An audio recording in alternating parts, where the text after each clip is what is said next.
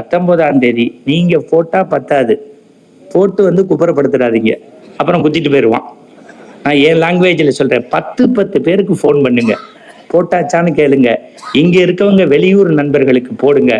தயவு செய்து தமிழகத்தில் புதிய அமைதியும் புதிய புரட்சியும் படித்தவர்களுக்கு மதிப்பும் வர வேண்டும் என்றால் இந்த தமிழகம் இந்தியா வல்லரசாக மோடியின் கையில் நாட்டை கொடுப்பது அவசியம் என்பதை உணர்ந்து, ஒரே ஒரு நிமிஷம் ஆடிட்டர் நில்லுங்க, இங்க வாங்க. அபிநந்த பாகிஸ்தான் தூக்கிட்டு போயிட்டான், அபிநந்த பாகிஸ்தான் தூக்கிட்டு போயிட்டான்.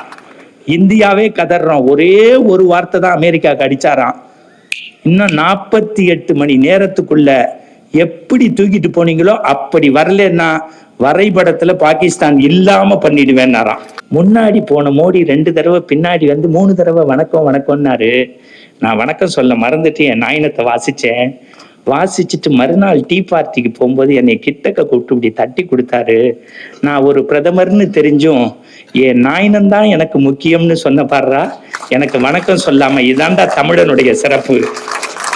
பெட்டி வாங்கிட்டு தான் பேசினேன், ஆனா அந்த பெட்டியில கம்பராமாயண புஸ்தகம் தான் இருக்குன்னு காதல சொல்லிட்டாரு. சேர்க்கிறதே கஷ்டம். 32 மடாதிபதிகளை தூக்கிட்டு போறார் சார் இங்க இருந்து. ஏன்னு செவிவெளி செய்தி கேட்கிறாரு. மடாதிபதிய இப்ப நாங்கெல்லாம் குருமூர்த்தி சார ஒரு மகான் மாதிரி நினைச்சு திருவடி வணங்குறோமே, அவருடைய பேருக்கும் புகழுக்கும் இல்ல, பெரியவருடைய பரிபூர்ண ஆசியங்களுக்கு அவர் மூலம் உண்டுங்கிற நம்பிக்கை. நடந்த விஷயத்தை உங்க கண்ணு முன்னாடி காட்டுறேன், ஒரு 2 நிமிஷம் அப்படியே பாருங்க. பாராளுமன்ற கட்டிடம், திரு நரேந்திர மோடி வராரு. அங்க யாரு தெரியுமா சார் முதல் மரியாதை கொடுத்தாங்க? இதே இந்த மயிலாப்பூர் கோவில்ல பச்சை துண்டை கட்டிக்கிட்டு இந்த பாலும் வயத்துக்காக ஒருவாய் சோத்துக்காக பாடின சர்க்குருநாதன் என்கின்ற ஓதுவாரை கொண்டு தேவாரமும் திருவாசகமும் இசைக்க வைச்சார். அது இல்ல, எங்க உண்ணி அண்ணா தெரிஞ்சுக்கணும், மறந்துடாதீங்க. மங்கள வாத்தியம்னு நாதஸ்வரம், எஸ் ராமகிருஷ்ணன் சஞ்சாரம் நூலுக்கு தான் அவங்களுக்கு எவ்வளவு கஷ்டம் இருக்குன்னு அதுல சொல்றாரு சார். எஸ்ஆர்ஜிஎஸ் மோகன்தாஸ் தான் நாயினை வாசிப்பாரு இந்த கோவிலுக்கு. நீங்க என்னைக்காவது கபாலிய நேர்ல பார்த்திருக்கீங்களான்னு கேள்வி கேட்கிறாங்க. மோடி உள்ள வராரு. நான் தியாக பிரம்மத்தோடைய கீர்த்தனை வாசிச்சேன், பிறகு எல்லாரும் வந்த போது வந்தே மாதரத்தை வாசிச்சேன். முன்னாடி போன மோடி 2 தடவை, பின்னாடி வந்து 3 தடவை வணக்கம் வணக்கம்னாரு. நான் வணக்கம் சொல்ல மறந்துட்டு என் நாயனத்தை வாசிச்சேன். வாசிச்சுட்டு மறுநாள் டீ பார்ட்டிக்கு போகும்போது என்னை கிட்டக்க கூப்பிட்டு இப்படி தட்டி கொடுத்தாரு.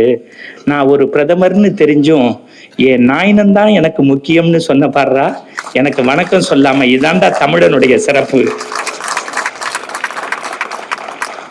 நீங்க யாருக்காவது இங்க அரசியல் தலைவருக்கு வணக்கம் வைக்காம போனா வீட்டுக்குள்ள போக முடியுமா? வெட்டி சாச்சிருவான். அதெல்லாம் யோசிக்கணும். தனி மனித ஒடுக்கம், பண்பு. சார், நம்ம வீட்டு பிள்ளைங்க அயல் நாட்டுல படிச்சுட்டு பிரச்சனைங்கும் போது பத்திரமா வீட்டுக்கு வந்தாதான் சார் அதோடைய அருமை தெரியும். அப்ப அவர் முஸ்லீம் பார்த்தாரா, கிறிஸ்டின் பார்த்தாரா, முதலியார் பார்த்தாரா, ரெட்டியார் பார்த்தாரா, ஐயர் பார்த்தாரா, அகமுடியர் பார்த்தாரா, ஆதி திராவிடர் பார்த்தாரா, பழங்குடியினர் பார்த்தாரா, ஒரே ஒரு போன் தான். இந்த மரத்தல் தகுமோ நடத்துறாங்கல்ல, எத்தனை பேர் அவங்க வீட்டுக்கு போயிருப்பீங்க. இந்த சங்கர் சாரும் வழக்கறிஞர் சுமதியும் வருஷந்தோறும் ராணுவ வீரர்களுக்கு சொந்த பணம் 10 லட்சம் போட்டு நடத்துறாங்க. ராணுவ வீரர்களுக்கு அபிநந்த பாகிஸ்தான் தூக்கிட்டு போயிட்டான், அபிநந்த பாகிஸ்தான் தூக்கிட்டு போயிட்டான். இந்தியாவே கதறோம். ஒரே ஒரு வார்த்தை தான் அமெரிக்காவுக்கு அடிச்சாராம். இன்னும் 48 மணி நேரத்துக்குள்ள எப்படி தூக்கிட்டு போனீங்களோ அப்படி வரலன்னா வரைபடத்துல பாகிஸ்தான் இல்லாம பண்ணிடுவேன்னாராம், இல்லாம பண்ணிடுவேன்னாராம். அண்மையில நான் அமெரிக்கால 1.5 மாசம் சுற்றுப்பயணம் பண்ணேன். எல்லாரும் சொல்றான் பாகிஸ்தான் பங்களாதேஷ் எல்லாம் பொருளாதாரத்துல சரிஞ்சு போச்சு. இன்னைக்கு அவர் சொன்னாரே கோவேக்சினும் கோஷீல்டும், நீங்க மறந்துடாதீங்க. இது எல்லாத்தையும் தாண்டி உங்க ஒவ்வொருத்தர் மனசுலையும் மறந்துடாம ஒரு ஓத்தை எடுத்துக்கங்க. தனி மனித ஆசாபாசங்களை தூக்கி எறிஞ்சிட்டு தேசத்திற்காக வாழக்கூடிய ஒரு மனிதன் 23 மணி நேரம் உழைக்கிறான் சார். இப்ப இன்னைக்கு கூகுள்ல போட்டிருக்கான், 2023 இந்திய பொருளாதாரம் மேலும் கீழும் இறங்கியது. தொடர்ந்து நரேந்திர மோடி 24 ஆட்சி அமைத்தால் உலக வரைபடத்தில் 5வது இடத்திற்கு இந்தியா வரும். தொடர்ந்து 3 ஆண்டுகள் அந்த பதவியில் அவர் இருந்தார். 3வது இடத்திற்கு வரும். 30வது ஆண்டில் நரேந்திர மோடி இறையருளால் பிரதமராக இருந்தால் வல்லரசு இந்தியா என்கின்ற பெயர் நல்லரசு இந்தியாவாக மாறும் என்று உலகம் இன்றைக்கு அச்சப்படுகின்றது.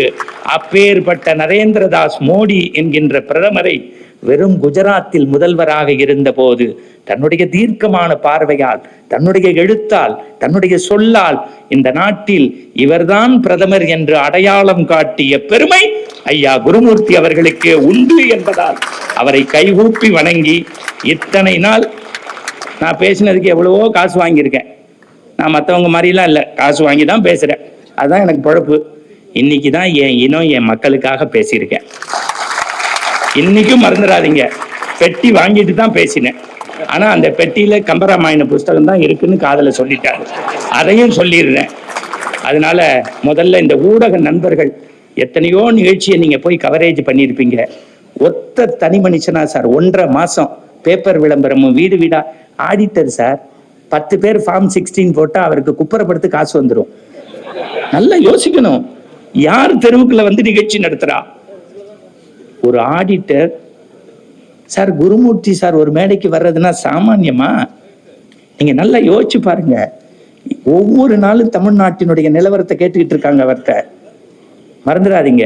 மாரிதாஸ், இன்னைக்கு உங்களுக்கு ஒன்னே ஒண்ணு சொல்றேன். 30 வருஷம் குருமூர்த்தி சார் புகழடைய தேவைப்பட்டது.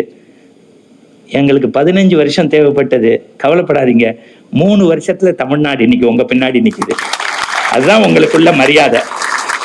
இந்த இப்ப பாருங்க, வசிஷ்டர் தட்டி கொடுத்தார்ல, இந்த தட்டு தாயா, இந்த தட்டு தாயா இருக்கு, ஏங்குதாயா? இப்போது பிடிக்கிற பேச்சை எப்படி திரு மோடி கிட்ட கேட்கிறாங்க. அண்ணாமலை என்கின்ற மனிதர் ஏன் பிஜேபிக்குள் வந்தார்? மோடி சொன்ன ஒற்றை வார்த்தை, அவர் பணம், புகழ், பதவி என்றால் திராவிட கட்சிக்கு போயிருப்பார். தேசம் என்பதால் என் பக்கம் வந்தார். எனக்கு ஒவ்வொரு கூட்டத்துக்கும் பாயிண்ட் எடுத்து தர்ற சூரிசாரை வச்சுக்கிட்டு சொல்றேன். கேஸ் இணைப்பா, இலவச வீடா, வீடு தோறும் இன்னைக்கு கழிவறை, வடநாட்டுக்கு போங்க, தண்ணி. அவருடைய பெருமையை பேசுவதற்கு நிறைய இருக்கிறது. இது எல்லாத்தையும் விட ஜூன் மாசம் வெற்றி கூட்டத்தில் சந்திப்போம். கவலைப்படாதீர்கள். உன்னி அவர்களுக்கு இந்த ஆண்டு முதலில் பதவியேற்றவுடன் தேசிய விருது உறுதி. அதை குருமூர்த்தி சார் வலியுறுத்த, நீங்கள் வேண்டாம் என்றாலும் உங்களுக்கு கொடுத்தாதான் நான் அதை காமிச்சு பதவி வாங்க முடியும் எம்பி. உங்களைப் போலவே நானும் ஐயா அவர்களுடைய பேச்சுக்கு ஆவலோடு காத்திருக்கிறேன். ஒரே ஒரு நிமிடம் எனக்காக. 19ஆம் தேதி நீங்க போட்டா பத்தாது, போட்டு வந்து குப்புறப்படுத்துறாதீங்க, அப்புறம் குத்திட்டு போயிடுவான். நான் என் லாங்குவேஜ்ல சொல்றேன், 10 பேருக்கு போன் பண்ணுங்க, போட்டாச்சான்னு கேளுங்க. இங்க இருக்கவங்க வெளியூர் நண்பர்களுக்கு போடுங்க. தயவு செய்து தமிழகத்தில் புதிய அமைதியும் புதிய புரட்சியும் படித்தவர்களுக்கு மதிப்பும் வர வேண்டும் என்றால் இந்த தமிழகம் இந்தியா வல்லரசாக மோடியின் கையில் நாட்டை கொடுப்பது அவசியம் என்பதை உணர்ந்து, ஒரே ஒரு நிமிஷம் ஆடிட்டர் நில்லுங்க, இங்க வாங்க. ஒன்னும் தப்பு இல்லை, என் குரு கோச்சுக்க மாட்டார், வாங்க. ஒரு நல்ல கைத்தட்டு கொடுங்க சார். என்ன உழைப்பு, என்ன உழைப்பு, என்ன உழைப்பு.